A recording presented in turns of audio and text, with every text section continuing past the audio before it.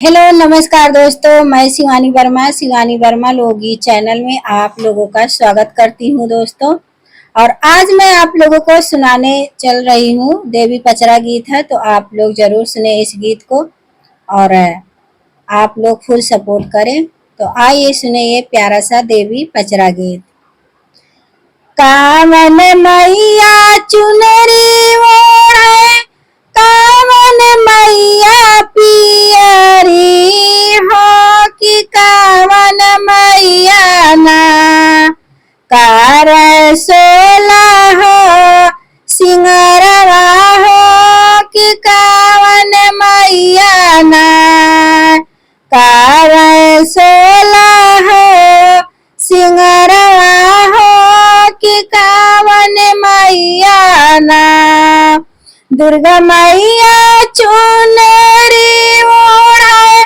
काली मैया पियरी हो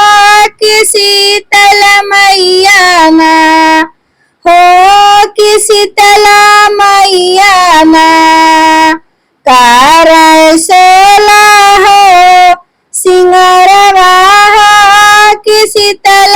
मैया ना कार सोला हो सिंगरवा हो कि शीतल मैया ना कावन मैया शेर पे बैठे, कावन मैया हथिया हो कि कावन मैया ना हो कि कावन मैया ना कारंगन के सवरिया कवन मैया ना कारंगन के सवरिया कि कावन मैया ना दुर्गा मैया शेर पे बैठे, काली मैया हथिया हो कि शीतला मैया ना हो कि शीतला मैया ना कारंग देह के सवरिया हो कि शीतला मैया ना कावन माई त्रिशूल वाली हली, कावन मैया खप्पर हो कि कावन मैया ना हो कि कावन मैया ना लेहली जोड़ा नारी यलवा हो कि कावन मैया ना दुर्गा मैया लिहली तीरे सुलिवा, काली मैया खप्पर हो कि शीतला मैया ना हो कि शीतला मैया ना ले हो कि शीतला मैया ना लिए जोड़ा नारियलवा हो कि शीतला मैया ना लेहली जोड़ा नारियलवा हो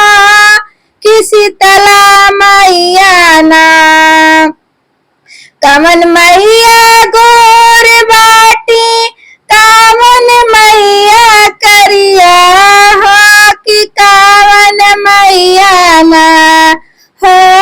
कि कावन मैया ना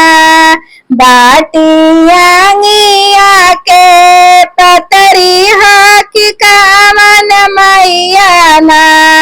बाटियांगिया के पतरी हो कि कावन मैया ना दुर्गा मैया गोर बाटी, काली मैया करिया हो कि शीतला मैया ना हो कि शीतला मैया ना